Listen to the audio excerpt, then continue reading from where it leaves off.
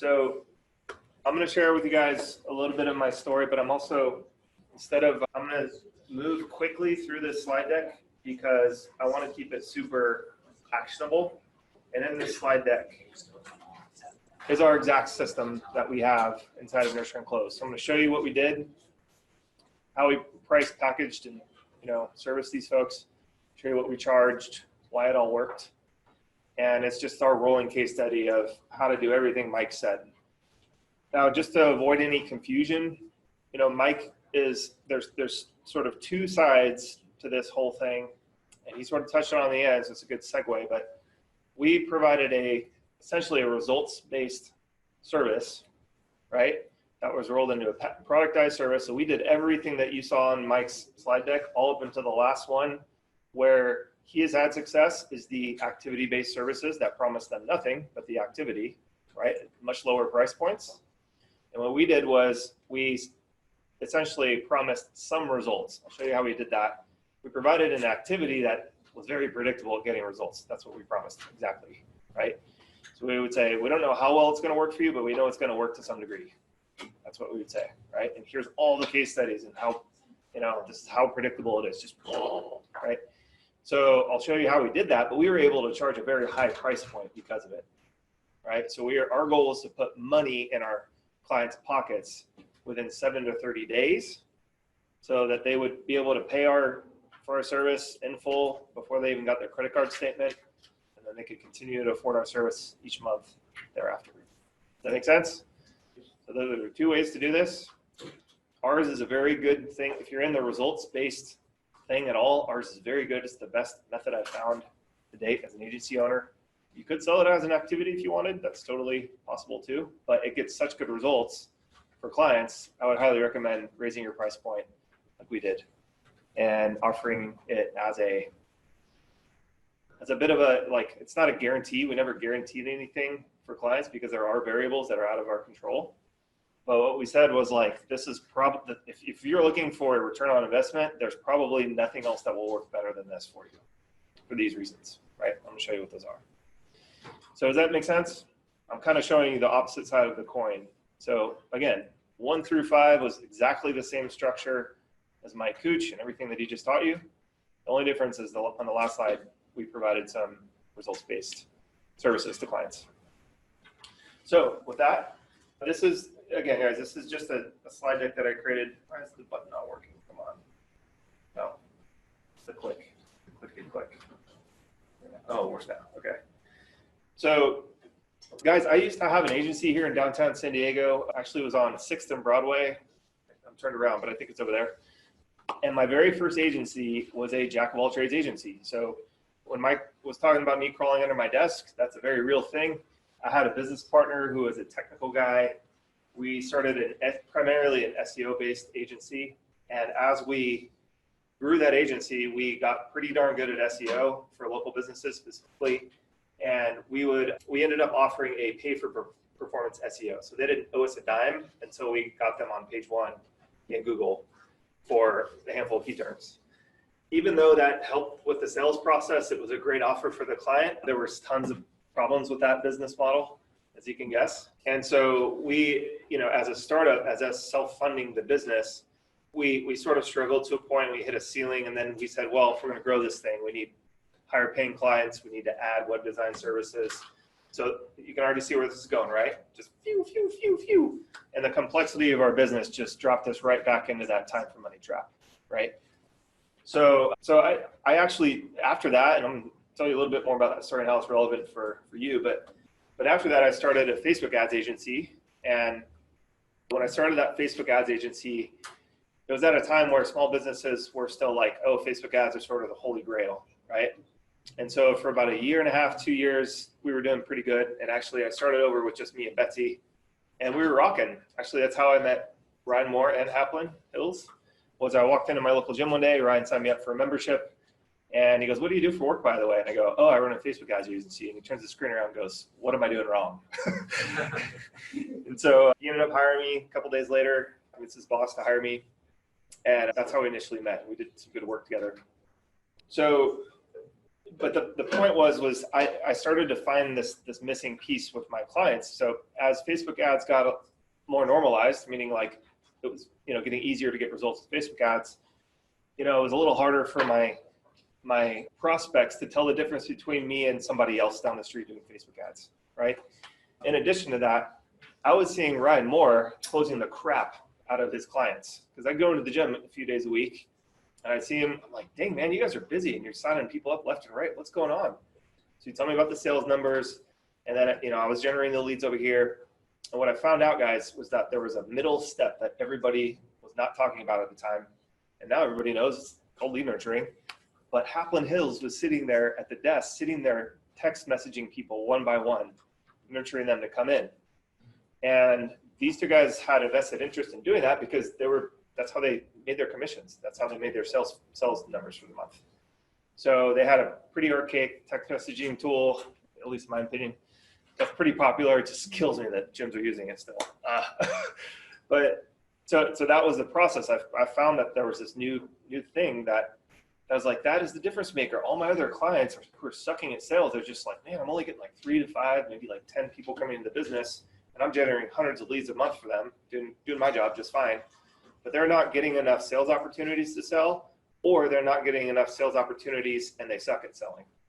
So if they have both of these problems over here, that's a very hard thing as an agency owner to fix just by generating more leads. Does that make sense to everybody? It was an aha moment for me, and it's the basis for us starting everything that's in our program now. So I'm about to show that to you guys. So Mike kind of touched on this, but the important, let me take a quick poll of the room here. How many of you guys think that selling something is easier to do when the product or service that you're selling is good? How many of you agree with that statement? Yeah. Why do we think that is? Integrity. Integrity? So like that builds my confidence as a salesperson that selling them something good? Yeah. Cool, like it. We believe in it. Believe in it? Yeah. It's huge. You're truly solving pain. Truly solving a problem. Do what we say we can do. Do what we say we do. Yeah. So our reputation or our ethics. Both of those. Okay, what else?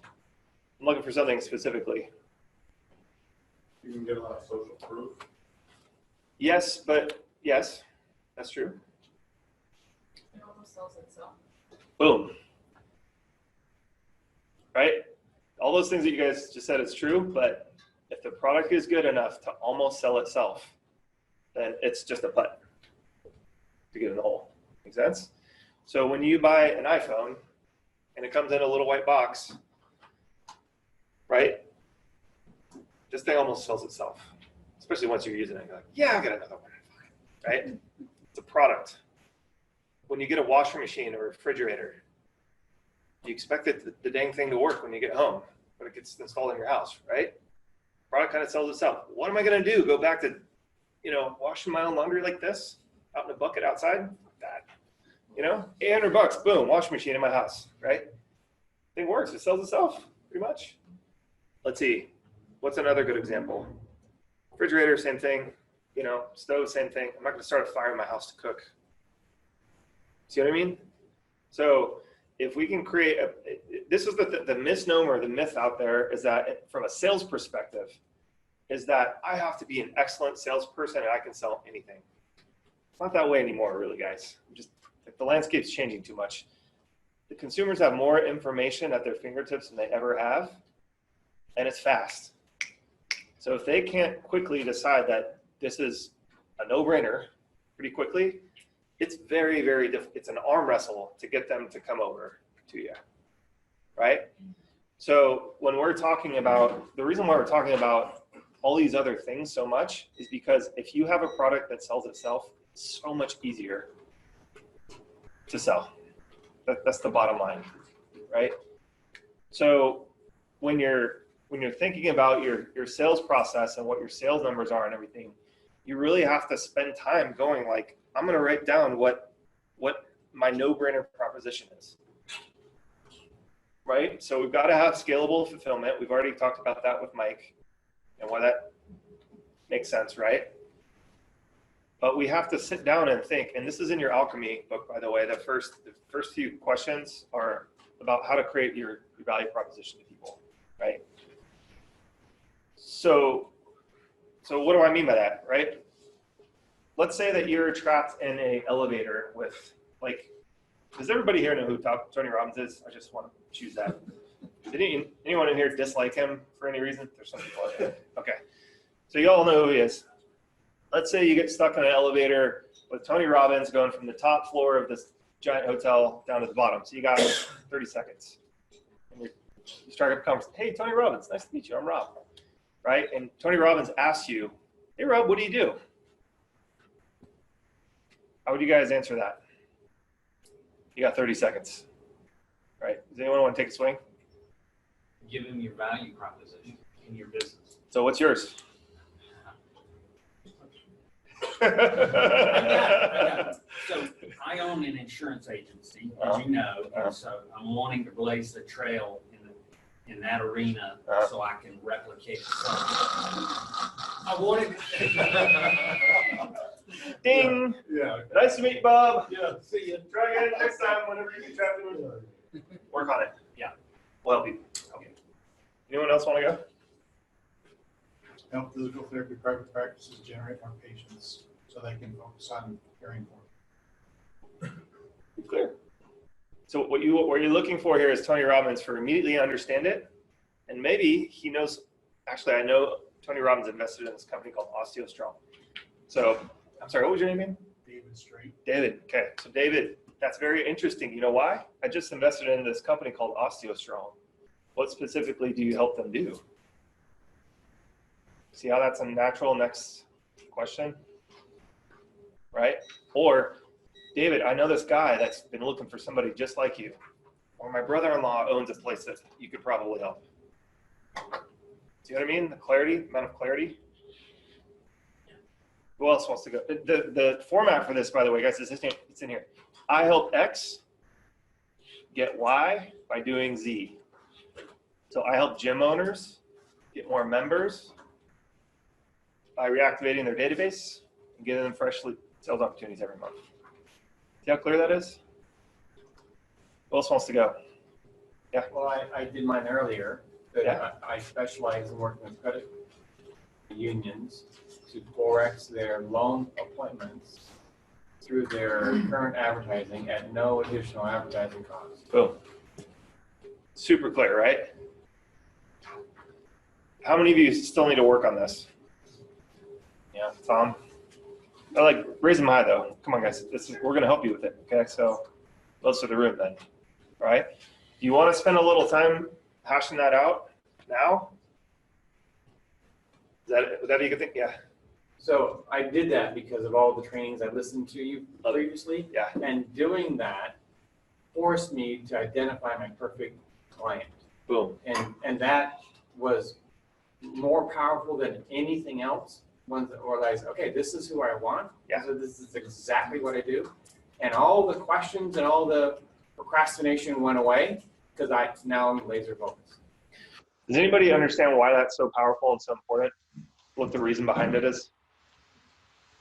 Anyone want to take a stab? I'm gonna make you guys think. Here.